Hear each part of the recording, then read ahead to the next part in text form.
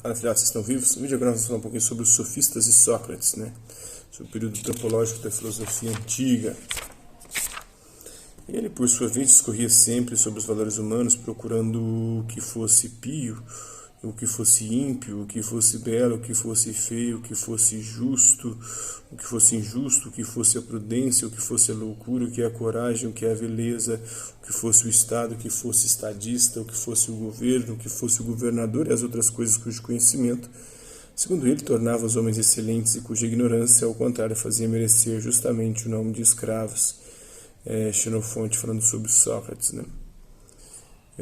Como vimos, os pré-socráticos representam um período cosmológico, ou seja, do estudo do cosmos, do universo, do mundo ordenado da filosofia antiga. O estudo da natureza, os fisiólogos também, né?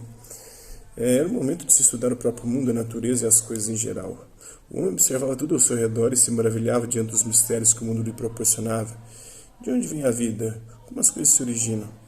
Agora, com os sofistas e Sócrates, adentramos um novo período, que é o período antropológico, ou seja, o período que se estuda o próprio ser humano, o homem, em que se transfere o centro das discussões filosóficas da natureza, da física, do cosmos, do mundo ordenado, do universo para o homem. É uma grande revolução. Ora, o homem estudou a ordem natural do mundo, os princípios e forças que regem o cosmos, porém esqueceu-se de si mesmo. O homem também é parte do cosmos, mas como podemos entender o cosmos se antes não entendemos a nós mesmos? É a partir dessa perspectiva que surge o período antropológico na filosofia antiga, né?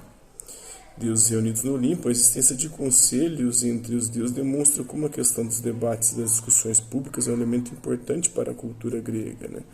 E como também há um antropomorfismo na mitologia grega, formas humanas dentro dos próprios mitos.